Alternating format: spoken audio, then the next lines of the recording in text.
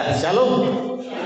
Selamat malam Bapak Ibu. Dan sekarang sudah 8:30. Jarang-jarang loh saya 8:30 mulai khotbah ya. Karena ibadah sore pun biasanya 8:30, wah udah ngopi-ngopi nih, udah selesai ya. Tapi ini 8:30 saya baru mulai khotbah ya. Dan berita buruknya, berita baiknya, kalau kita lihat rundown, sebetulnya saya itu khotbah dari jam 19.45 sampai 20.15. Jadi sebenarnya sudah selesai. Ya, sudah selesai ya, tapi puji Tuhan ya, kesaksiannya begitu memberkati ya. Maaf tadi ada kunjungan dari Bu Lurah dan perangkat keamanan ya. Jadi saya tadi keluar sebentar untuk menjumpai mereka. Jadi saya sedikit tidak mendengar ya kesaksian Mbak Novi ya, separuh aja yang saya dengar ya. Tapi separuh saja sudah memberkati saya, luar biasa ya. Dan hari ini kita belajar lagi untuk satu perenungan yang terakhir di tahun 2023. Sebelum 3,5 jam lagi kita akan masuk ke tahun yang baru 2024. Dan kalau kita bicara tahun demi tahun berganti, memang ada satu hal yang biasanya muncul, yaitu ada rasa kekhawatiran, ada rasa takut, ada rasa gimana ya 2024 apakah better dengan 2023 ya, atau 2024 lebih parah dari 2023 ya. Ada banyak yang berspekulasi, bahkan biasanya saya nggak tahu tahun ini karena lagi heboh dengan Pilpres atau saya yang nggak ngerti TV ya, tapi saya lihat di TV kebanyakan bahasnya Pilpres. Tapi biasanya bahasnya apa? Ramalan ya. 2024 nanti ada artis yang mati gitu. Ada begini, ada begitu gitu ya. Biasanya begitu ya tahun-tahun yang lalu. Tapi karena ini lagi concern ke Pilpres, sepertinya saya nggak jumpai itu di media sosial. Tapi entah ya mungkin saya nggak terlalu mencari tema itu ya. Tetapi 2024 masa depan bisa dibilang itu memang misteri. Dan karena itu misteri, nggak ada yang tahu. Jadi ada banyak orang yang takut ya. Dan ketakutan itu sebetulnya hal yang wajar ya. Bahkan ada yang mengatakan, saya bilang ada yang mengatakan bahwa di dalam Alkitab itu ada 365 perintah jangan takut. Saya bilang ada yang mengatakan karena saya nggak pernah ngitung ya, nggak sempat ngitung, saya males ya. 365 katanya ya. Jadi analoginya berarti setiap hari Tuhan selalu bilang jangan takut ya, kita amini saja ya. Tapi kalau ada yang nggak percaya silakan dihitung sendiri ya, saya juga males ngitungnya. Tapi intinya orang itu takut itu sangat wajar gitu ya, sangat wajar. Tetapi rupanya di dalam firman Tuhan, di dalam kebenaran yang disampaikan oleh Tuhan Yesus, sebetulnya ketakutan itu tidak wajar gitu ya. Kita biasanya mengatakan itu wajar. Saya kira wajarnya untuk level tertentu gitu ya. Contoh ada orang-orang yang takut gagal gitu ya. Tadi kalau bisa saya ambil kesimpulan ya, Lauda takut wawancara. Tentu ketakutannya bukan takut wawancaranya ya. Saya pikir takut gagal gitu ya.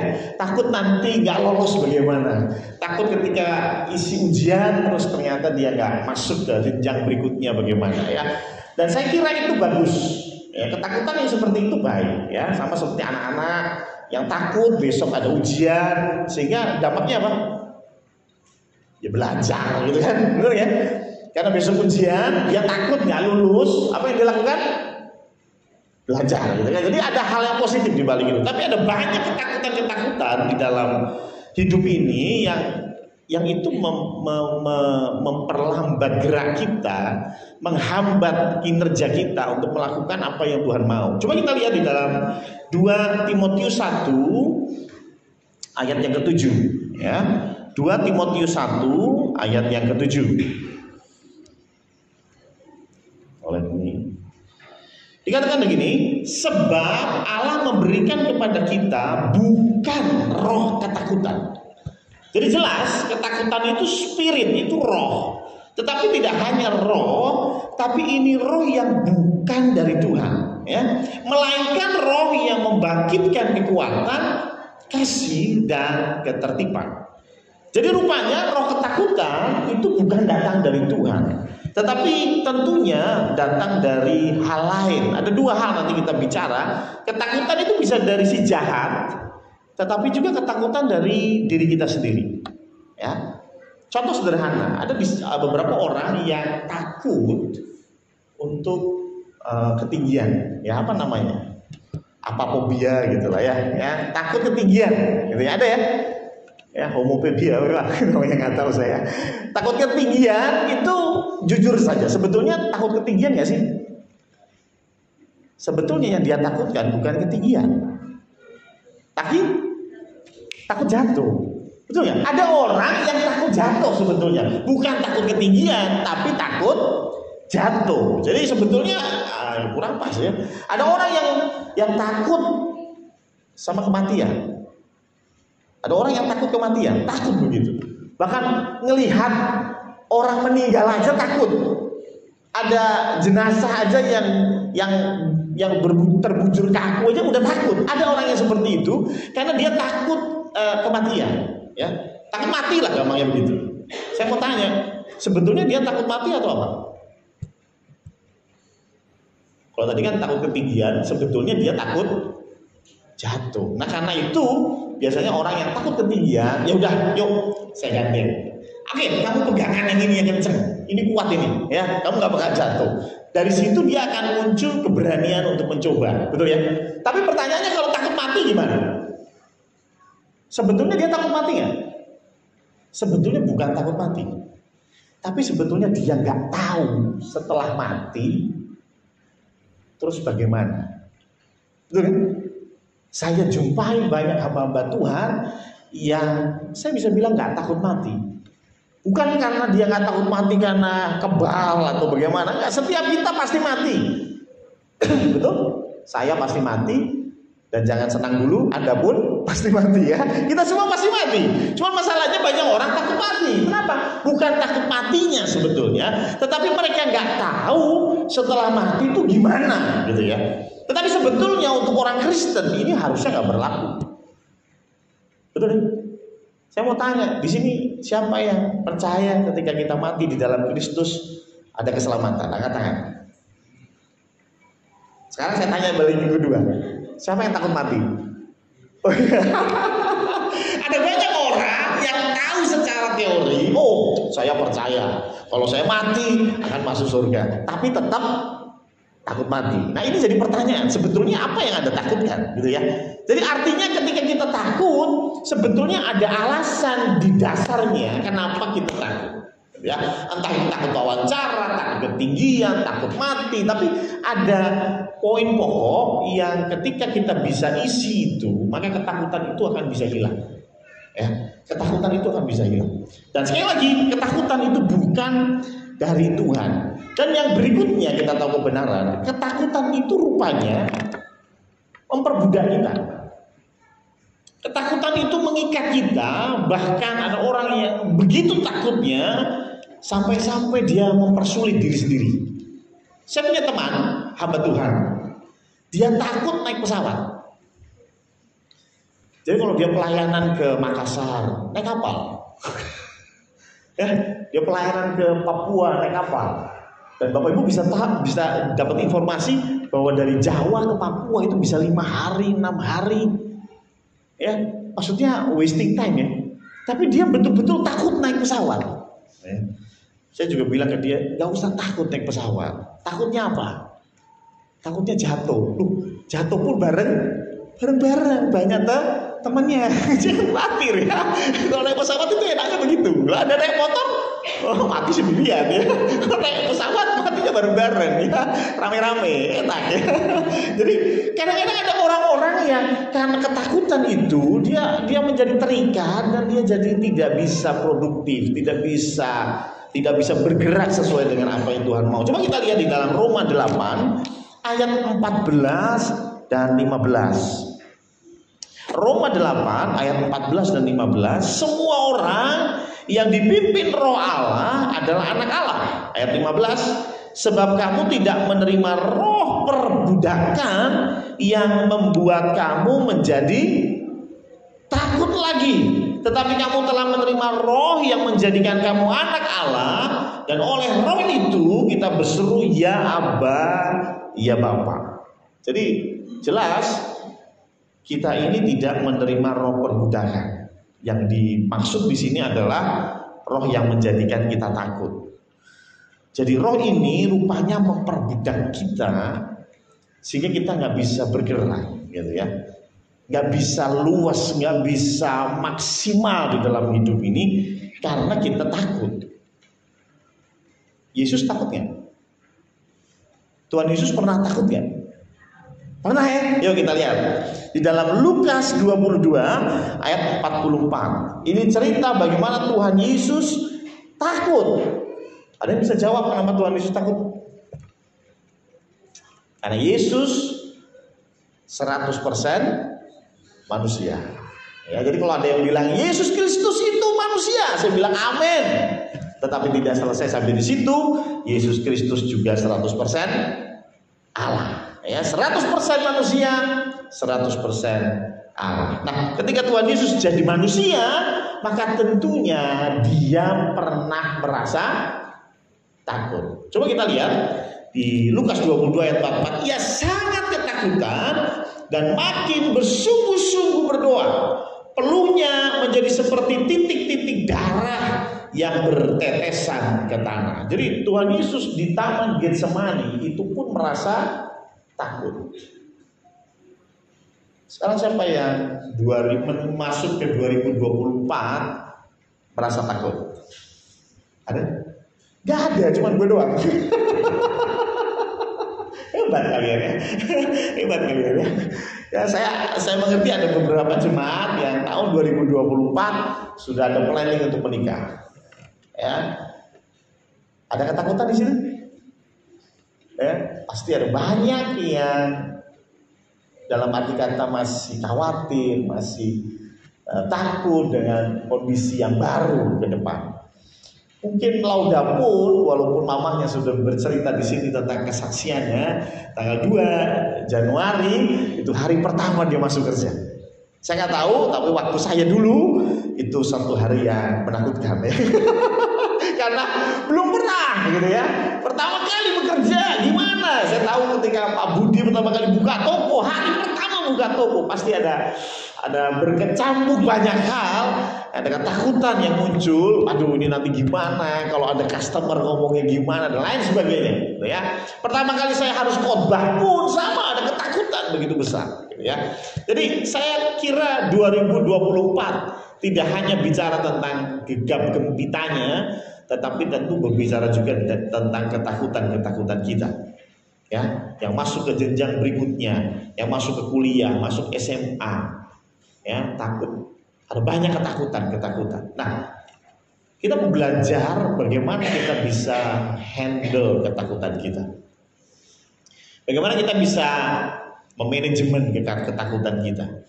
Kalau kita lihat dari cerita Tuhan Yesus, jelas sekali dikatakan bahwa ia sangat ketakutan dan makin bersungguh-sungguh berdoa. Jadi yang pertama, kalau kita belajar dari Tuhan Yesus, ketakutan itu manusiawi. Bahkan Tuhan Yesus pun ketika dia jadi manusia, beliau takut. Dan jangan lupa, Tuhan Yesus itu satu-satunya manusia yang tidak berdosa.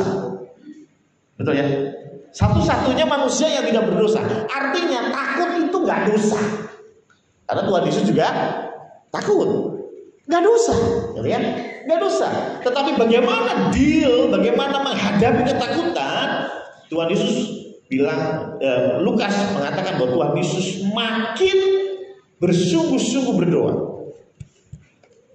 Jadi cara kita untuk menghilangkan ketakutan itu berdoa. Kenapa sih kok bisa berdoa itu menghilangkan ketakutan? Karena sebetulnya takut itu lawan katanya bukan berani. Bukan. Takut itu lawan katanya bukan berani. Berani itu Anda tetap takut tetapi engkau melakukannya. Ya. Itu berani. Ya. Tapi kalau takut sebetulnya lawan katanya beriman. Karena takut itu adalah ketika kita mengandalkan kekuatan sendiri. Betul nggak? Ketika kita lihat masa depan kita 2024, aduh ya, kalau nggak salah kontrakan habis di 2024 ya. Ya, kalau nggak salah cicilan ada di 2024, 2023 nggak ada, tapi baru ambil KPR kemarin ya, 2024 mulai nyicil gitu ya. Jadi artinya ada banyak ketakutan karena kita melihat kekuatan kita saja.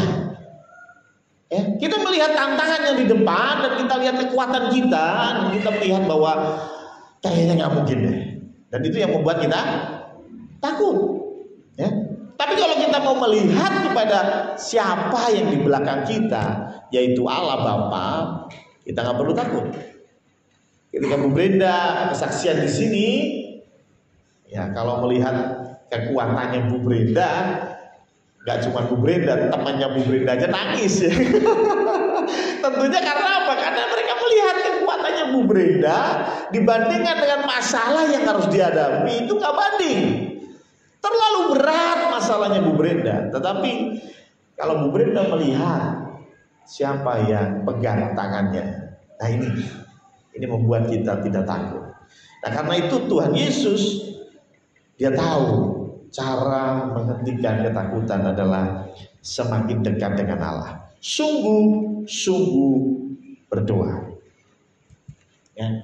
Jadi kalau Anda takut 2024 seperti apa? Nanti malam gak usah bakar-bakar jagung, gak usah nyumpet mercon, ya, berlutut di hadapan Tuhan dan berdoa. Ya, berdoa. 2024 kita mulai dengan doa. Yang berikutnya kalau kita baca di dalam firman Tuhan, apa saja sih yang bisa membuat kita deal dengan ketakutan?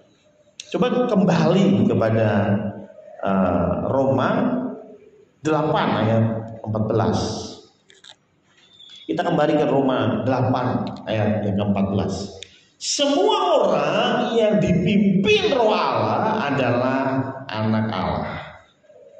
Lalu ayat 15-nya baru ya, sebab kamu tidak menerima roh perbudakan dan seterusnya. Tapi yang saya mau garis bawahi ayat 14. Semua orang yang dipimpin Roh Allah adalah anak Allah. Jadi rupanya cara kedua supaya Anda tidak takut adalah well prepared. Ya, kalau tadi saya kasih analogi si Lauda, katakanlah Lauda mau wawancara, ada banyak ketakutan. Bagaimana cara menghilangkan ketakutan? At least Lauda well prepared. Dia mulai baca-baca. Kira-kira kalau wawancara itu yang ditanya apaan sih, gitu ya? Kira-kira yang ditanya nanti babnya apa? Ini kan PMI ya, mungkin seputar darah pastinya ya kan, bagaimana storage darah itu pasti ditanyakan. Jadi dia sudah pelajari dulu, well prepared ya. Ada orang yang takut pergi naik gunung gitu ya, bagaimana cara supaya tidak takut naik gunung? Ya well prepared. Saya masih ingat Ricky, Ronald kayaknya pernah naik gunung dan kalian bikin video yang gak jelas itu ya. Ya, tolong jangan ditonton ya. Ya, saya yakin kalau Anda tidak well prepare, Anda akan takut. Nanti di atas gimana? Tapi karena well prepare, mereka siapkan bahan makanan, mereka siapkan kompor kecil, mereka siapkan tenda, sehingga ketakutan itu bisa diminimalisir, ngerti ya? Ya kan? Kalau Anda mau pergi kemana deh misalnya, ya, misalnya Bugun mau ke Israel, waduh ya, supaya nggak takut gimana? Well prepared, ya, karena Israel lagi perang, Pak Yoyo, karena lagi perang ini saya 3 bulan kursus silat, gitu. Ya, jadi kalau di sana ada perang, wah masih bisa ya rudal lewat, wih, gitu ya, karena sudah well prepared, gitu ya. Tapi kalau nggak well prepared, pasti ketakutan itu muncul. Waduh, nanti gimana ya. Tapi kalau sudah well prepared, saya yakin itu aman-aman saja, ya. Begitu juga teman-teman atau adik-adik yang mau menikah, ya. Kalau Anda nggak well prepare, aduh, ketakutan semakin muncul. Tapi kalau Anda well prepare, wah, semuanya disiapkan, semuanya sudah rapi tersusun. Saya kira ketakutan itu diminimalisir. Ya toh? Hal yang sama dengan ini. Semua orang yang dipimpin Roh Allah adalah anak Allah. Pertanyaannya, hidup kita dipimpin siapa? Kalau hidup kita dipimpin Roh Allah, maka hidup kita akan well prepared. Ya, hidup kita akan teratur dengan rapi. Gitu. Makanya dikatakan di ayat 15, ya toh, yang menjadikan kamu anak Allah dan dapat berseru ya Aba ya Bapa. Kalau hidupmu diatur sama roh kedaginganmu, ketika Anda berkata ya Aba ya Bapa, kira-kira bapakmu sing datang yang mana? Bapak yang di surga atau Bapak segala pendusta? Lo kan sama-sama Bapak dipanggilnya, betul ya? Tetapi ketika Anda well prepared, hidupmu kudus, hidupmu benar, tidak perlu takut. Ya. Ada banyak orang ketakutan karena hidupnya tidak kudus, hidupnya nggak benar, hidupnya nggak tertata rapi, ya. Sehingga ada banyak sekali ketakutan yang muncul. Itu gara-gara dirimu sendiri. Karena itu yang pertama tadi, ayo kita perkuat doa. Dan yang kedua, ayo hidup kita dipimpin Roh Allah. Dan yang ketiga, coba kita kembali ke 2 Timotius 1 ayat yang ke-7. 2 Timotius 1 ayat yang ke-7 dikatakan gini, sebab Allah memberikan kepada kita bukan roh ketakutan, melainkan roh yang membangkitkan kekuatan, kasih dan ketertiban. Tadi saya bilang, kalau hidupmu tertib sesuai dengan arahan Roh Allah, itu sangat-sangat mengurangi ketakutan. Tetapi ini bicara sebab, gitu ya. Berarti ada ceritanya, gitu ya. Ya, ceritanya apa ini? Oh, dikatakan sebab Allah memberikan kita, berarti roh ketakutan ini bertolak belakang dengan roh yang Tuhan kasih. Roh ketakutan ini bertolak belakang dengan kekuatan, kasih, dan ketertiban. Ketertiban kita udah jelas. Kekuatan saya kira jelas. Cuman yang mau saya garis bawahi adalah kasih. Karena kekuatan dan ketertiban itu bicara tentang diri sendiri. Anda mau tertib, Anda mau gak tertib, itu urusan Anda, ya kan? Biasanya kalau kos-kosan cowok, waduh, kamarnya pasti sangat tidak tertib ya, ya, karena berantakan, gitu ya. Itu urusan Anda. Tapi yang menarik di antara tiga ini kasih, karena kasih itu tidak bisa berdiri sendiri, betul ya? Bagaimana Ronald bisa mengasihi kalau Ronald cuma sendiri? Kenapa Hawa diciptakan untuk Adam? Kenapa? Dari konteks kasih, ya ini cara Adam untuk mengasihi. Lah kalau Adam nggak ada Hawa, dia mau mengasihi siapa? Betul nih? Kalau kita mau ambil doktrin kekristenan, terus pertanyaannya adalah mengapa Allah menciptakan manusia? Dulu, saya mau bilang dulu ya.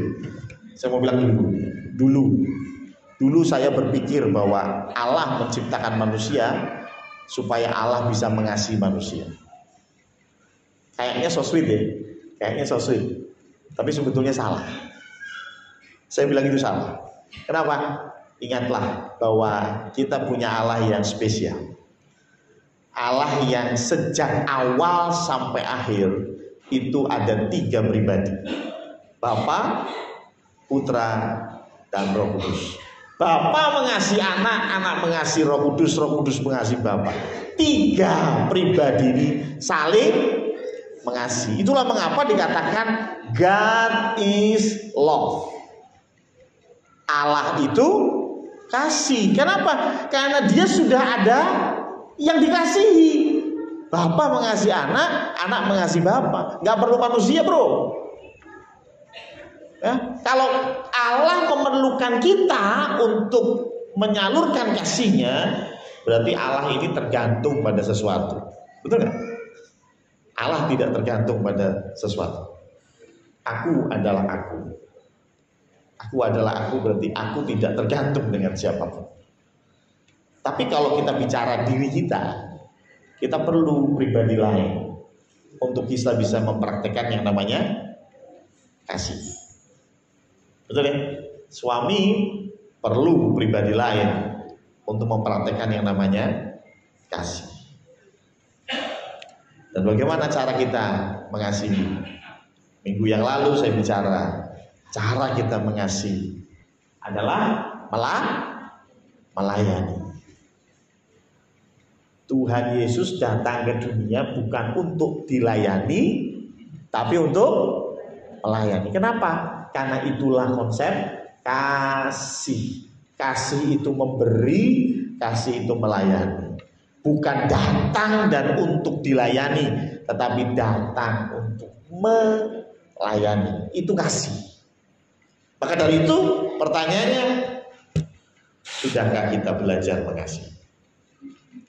Dengan cara melayani.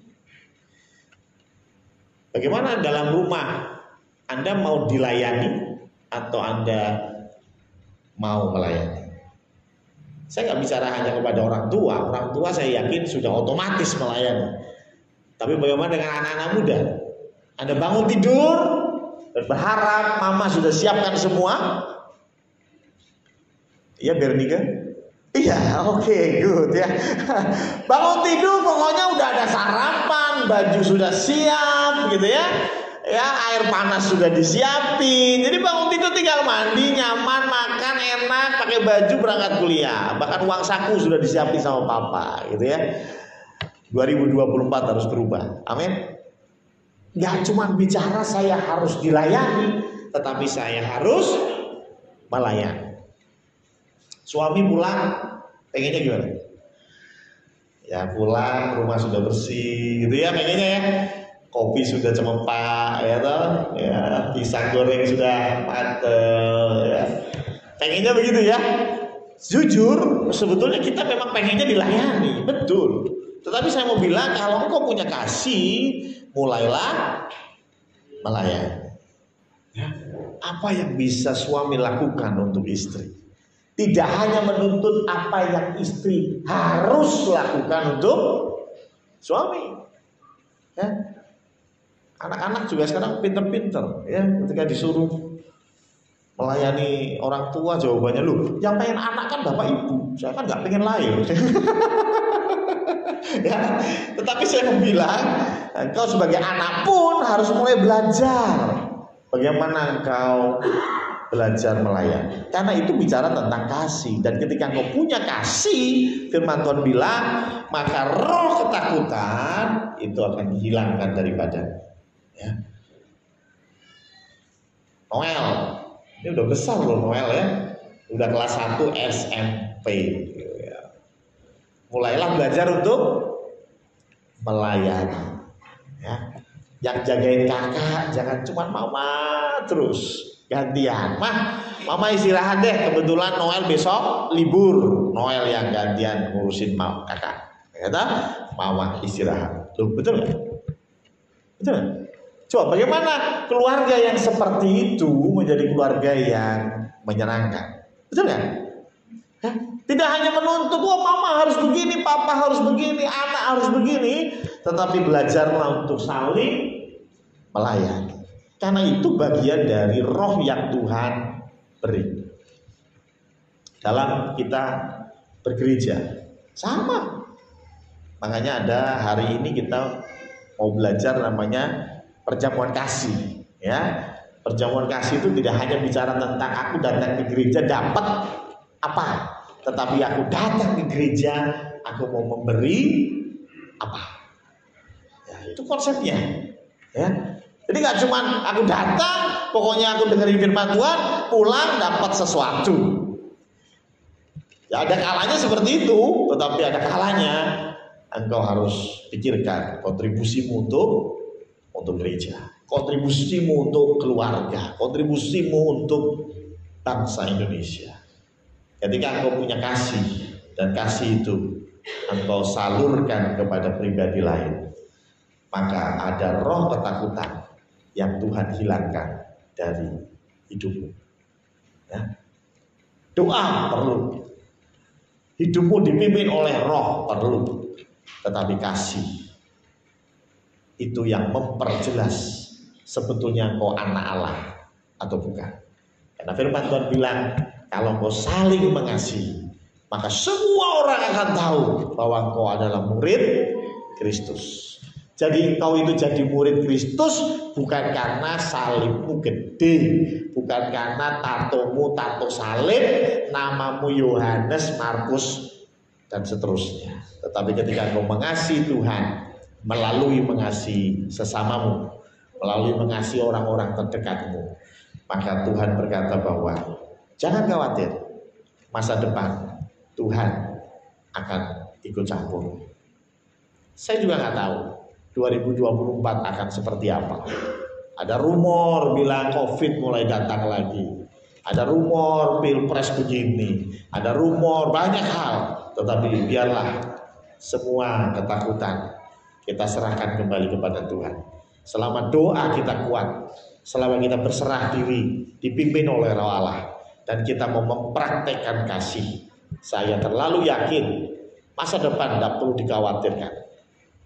Mbak Novi sudah kasih kesaksian, Bu Brinda sudah kasih kesaksian, Bu Harti walaupun satu lagu tetapi ini mewakili banyak sekali warna perasaan, tetapi sudah menunjukkan kepada kita tidak perlu khawatir. Selama kita dipimpin oleh Allah, Tuhan akan memimpin kita kepada rumput yang hijau dan air yang tenang. 2024 kita akan masuki di dalam nama Tuhan Yesus. Tetapi juga saya sarankan 2024 di penghujung bulan ini, penghujung jam ini, ayo kita mulai cek kesehatan rohani kita. Ya. Kalau saya ceknya biasanya tahun baru, kita cek kesehatan rohani kita. Saya pernah cerita ini, ya. Anda selalu cek kesehatannya, ya. Kolesterol aman, tensi aman, gitu ya. Ada namanya medical check up. Ya, Anda bisa tahu semuanya masuk ke laboratorium. Coba malam ini Anda cek rohani Anda. Bagaimana kasihmu dengan pasangan? Bagaimana kasihmu dengan anak-anak? Bagaimana kasihmu dengan papa mama mertua? Bagaimana kasihmu dengan gereja? Cek.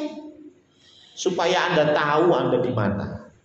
Supaya Anda tahu apa yang perlu dibenahi tahun 2024. Ya. Jadi saya sarankan untuk kita semua mengecek kesehatan rohani. Mau diposting boleh, nggak diposting nggak apa-apa ya. Saya sih nggak pernah saya posting karena rapotnya jelek semua.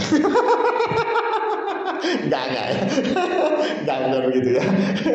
Tetapi ayo kita cek ya, supaya kita jadi lebih tahu sejak awal. Ternyata tahun ini saya kurang mengasihi anak, saya kurang memperhatikan anak, saya kurang memperhatikan istri, saya kurang mengasihi mertua. Ini sudah kita tahu sejak awal. Dan sekali lagi selamat menempuh 2024, masuk tahun yang baru, masuk dengan berkat yang baru, dan saya bersyukur Anda di sini karena Anda mau melandasi 2024 dengan nama Tuhan Yesus. Dan saya yakin 2024 akan berjalan dengan baik. Tuhan Yesus memberkati. Mari kita tutup di dalam doa. Kita akan masuk di dalam perjamuan kudus. Saya undang untuk petugas ujian mempersiapkan diri. Saya akan sampaikan 3 hal melalui mimbar ini untuk perjamuan kudus supaya kita jadikan perhatian khusus. Yang pertama adalah perjamuan kudus ini, roti yang kita akan makan, anggur yang akan kita minum, itu roti biasa dan anggur biasa. Ya, tetapi ini adalah lambang dari tubuh dan darah Kristus, karena itu normatif. Yang kedua, firman Tuhan berkata bahwa yang layak itu baru boleh ambil. Siapa yang layak? Ya. Apakah Anda, saya, kira tidak ada yang layak. Tetapi yang layak adalah yang sudah dilayakkan oleh Tuhan Yesus. Karena itu, cek hatimu masing-masing. Apakah Tuhan Yesus Kristus masih sebagai Tuhan dan Juru Selamatmu satu-satunya di hatimu? Atau engkau sudah menduakan Dia? Atau engkau sudah meragukan Tuhan Yesus? Kesaksian Mbak Novi tadi sebetulnya relate sekali dengan kebanyakan kita. Ya. Ketika mamanya diajak doa, nggak mau. Ketika diajak ujian, nggak mau. Ya. Terkadang di dalam hidup kita ada di posisi mamanya Mbak Novi. Ketika kita diterpa badai yang begitu besar, kekecewaan yang begitu besar, terkadang kita bahkan berdoa aja malas. Karena kita dengerin orang yang ujian saja kita bilang aduh, itu musim ujian. Kalau kau yang rasakan saat ini seperti itu, jangan ambil. Kami berdoa sama Tuhan, Tuhan, aku ragu sama Tuhan. Tunjukkan kuasa. Saya terlalu yakin Tuhan sayang. Tuhan akan berikan jalan bumi corongnya supaya Anda bisa kembali beriman kepada. Seperti Thomas yang ragu, kalau saya belum cucukkan jari saya nggak percaya. Dan bukan Petrus yang meyakinkan Thomas, yang meyakinkan Thomas adalah Tuhan Yesus sendiri. Dan yang ketiga, untuk apa kita lakukan ini? Firman Tuhan berkata, kita lakukan ini untuk mengingat akan Kristus. Mengingat bagaimana kita sudah ditebus, mengingat bagaimana kita sudah dijamin bahwa kalau kita percaya kepada Dia, maka kita tidak akan binasa, melainkan memperoleh hidup yang kekal. Karena itu jangan takut mati, karena mati adalah keuntungan. Tetapi ketika kita hidup, maka hiduplah buat Kristus. Saya undang untuk bertugas bersama kudus menuju ke depan. Dan kita akan nyanyikan satu pujian yang sudah disiapkan oleh tim PAW. Kita akan nyanyikan pujian ini. Dan ketika kita menyanyikannya, ini waktunya tepat untuk Bapak Ibu cek ke dalam hatimu masing-masing. Apakah hatimu ragu? Apakah hatimu sudah berdua? Atau hatimu masih mantap Yesus Kristus sebagai Tuhan dan Juru Selamat?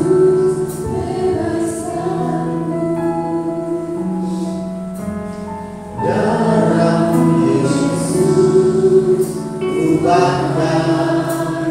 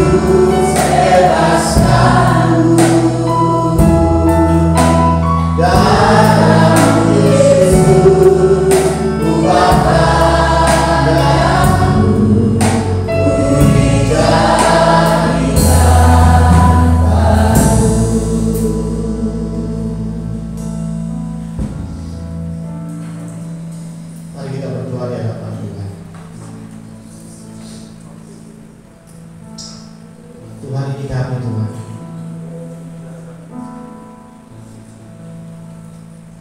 Di malamnya khusus ini kami mau kembali mengingat 2023. Sepanjang 2023 kita merasa Tuhan tidak memberkati kami. Sepanjang 2023 mungkin kami melihat tidak ada pertolongan Tuhan. Mungkin tahun 2023 iman kami ragu terhadap Tuhan. Tetapi kali ini kami mau melihat bagaimana kami berada di tanggal 31 Desember dan kami masih bernafas dengan baik. Uang masih ada, makan kami lancar, kami masih punya tempat tinggal, kami masih punya pekerjaan, kami masih punya keluarga yang mengasihi kami. Kami tahu itu semua adalah berkat Tuhan. Ampuni kami ketika kami marah kepadamu. Ampuni kami ketika kami melihat bahwa Engkau tidak peduli dengan kami. Tetapi sekali lagi ketika kami melihat tanggal 31 Desember hari ini,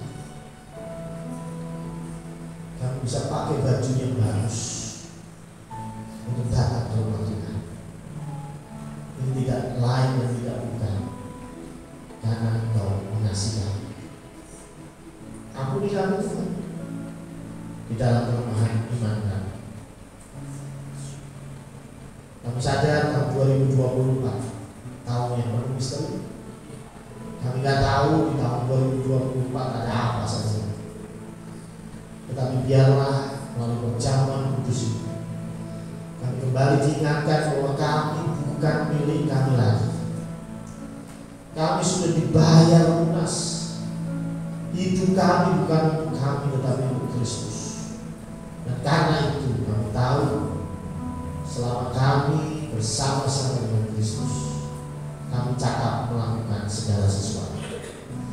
Kami dimampukan oleh Engkau untuk melakukan banyak hal. Terima kasih Tuhan, terima kasih. Engkau sudah menebus kami, Engkau sudah mengasihi kami. Sekali lagi ampuni kami yang lemah, berikan kami kekuatan, sehingga ketika kami melangkahkan kaki kami hari demi hari, kami bisa menundukkan diri kami di hadapan Engkau dan hidup seturut dengan Roh Allah. Terima kasih Tuhan, terima kasih untuk pengorbanan yang kembali mengingatkan kami betapa kami begitu spesial.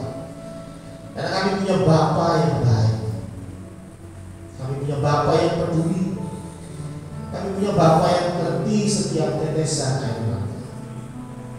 Kami punya Bapa yang mengerti kami butuh rumah, kami butuh pekerjaan, kami butuh pasangan hidup, kami butuh kendaraan. Tuhan sediakan semuanya. Terima kasih Tuhan, terima kasih untuk darah yang sudah menebus kami, yang sudah mentahirkan kami, sehingga kami bisa memanggil Engkau dengan sebutan Bapa. Hamba butuh Bapa untuk roti dan anggur, sehingga roti dan anggur ini menjadi lambang bagi tubuh dan darah Kristus. Dan kembali kami ingat pada malam hari ini, hanya di dalam nama Allah Bapa, Allah Putra dan Allah Roh Kudus, yaitu Allah yang Esa, kami berdoa. Amin.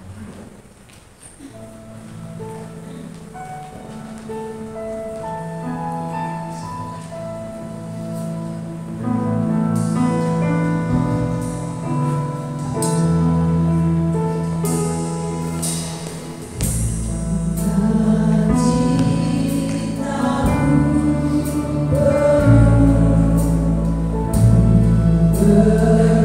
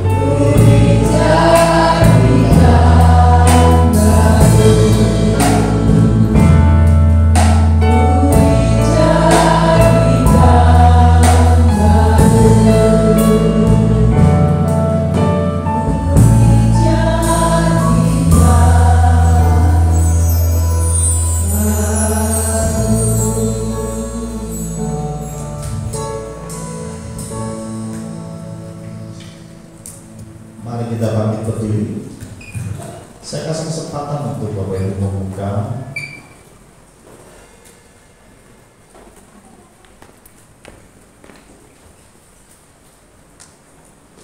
roti yang dicepat dulu ya.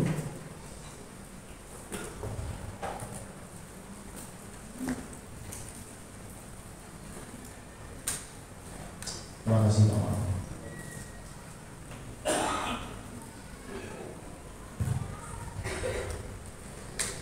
Mari kita bawa di tangan kanan kita angkat tinggi di atas kepala. Untuk menghormati, ini adalah lambang dari tubuh Tuhan. Sebelum kita makan bersama-sama, dengarkan firman Tuhan. Pada malam waktu ia diserahkan, yang mengambil roti, memecah-mecahkannya, serta berkata, inilah tubuhku yang terpecah-pecah bagi kamu. Perbuatlah ini menjadi peringatan akan. Mari kita makan bersama-sama hanya di dalam nama Allah Bapa, Allah Putra dan Allah Roh Kudus, yaitu Allah yang Esa. Amin.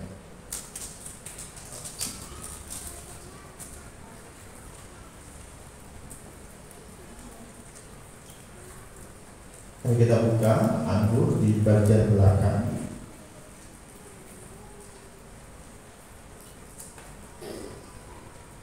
Kita akan tinggi di atas kepala. Untuk menghormati, ini adalah lambang dari darah Tuhan yang tercurah.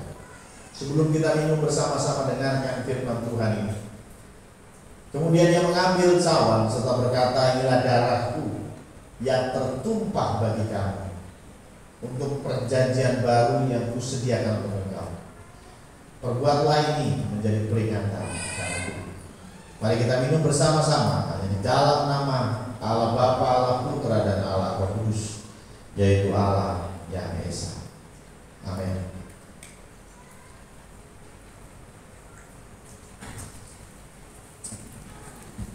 Ya, dan pokok kami pimpin dalam doa syukur. Selamat malam Bapak Ibu dan saudara-saudara terkasih di dalam Tuhan. Shalom. Malam yang tidak hanya cukup panjang, tetapi malam yang panjang pada malam hari ini ketika kita menyambut tahun baru 2024. Ya, saya melihat sukacita yang besar di tempat ini, dan sekali lagi mari berikan kemuliaan.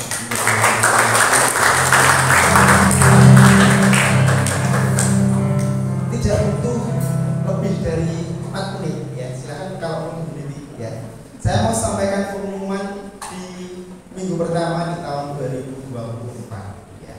Yang pertama, hari Selasa tanggal 2 di tempat ini diadakan persekutuan doa malam dengan petugas Diaken Purwoko Gunawan.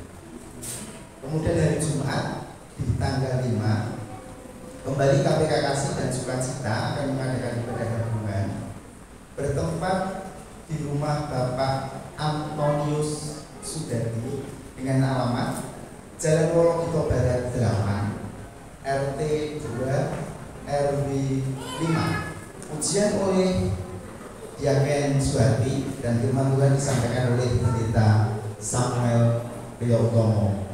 Silakan bagi jemaat yang ingin bersama-sama hadir di persekutuan keluarga ini besok hari Jumat, silakan berkumpul di tempat ini dan kita bisa berangkat bersama-sama. Nanti Mbak Neng yang akan mengkoordinasi transportasi ya, karena saya tidak mengkoordinasinya. Oke. Kemudian hari Sabtu JKK kembali ibadah awal di tahun 2024 tanggal 6 pada pukul 3:30 sore di gereja. Ujian dipimpin oleh Ibu Rianti dan di lantai 3 ujian dipimpin oleh Ibu Martina. Itu pengumuman pelayanan sepekan. Saya mengingatkan sekali lagi, ada PAUD Alfa di tempat ini, ada daycare. Silakan Bapak Ibu yang punya putra putri, cucu, tetangga, menantu dan lain sebagainya diberitahukan bahwa di tempat ini ada daycare dan juga PAUD Alfa. Silakan bisa menghubungi Ibu Ina Nurani selaku pimpinan PAUD dan daycare. Itu saja pengumuman yang perlu dicermati, dan sekali lagi saya sampaikan selamat menyambut tahun baru 2024. terima kasih. Waktu saya kembalikan kepada Om Yono.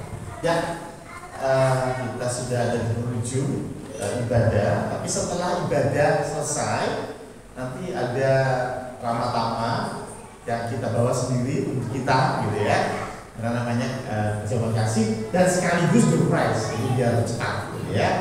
Karena sudah larut malam, ya. Tapi sebelum itu saya mau tambahkan dua hal. Yang pertama adalah tanggal 7 Januari, yaitu minggu depan, ya, akan ada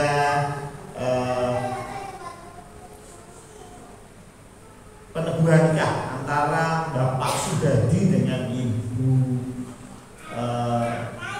Santi, ya. Nah, ini orangnya yang mana mungkin pada belum tahu, ya.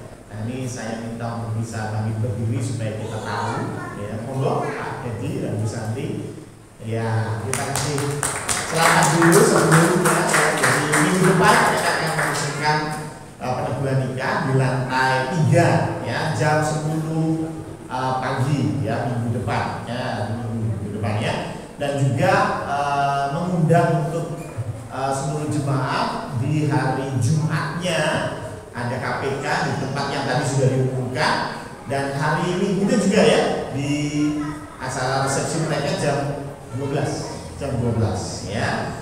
Nah, itu yang pertama. Yang kedua, saya melihat ada beberapa wajah baru dari sini, ya. Salah satunya yang ada di sebelahnya Mbak Natalia yang lahirnya bukan hari Natal, ya.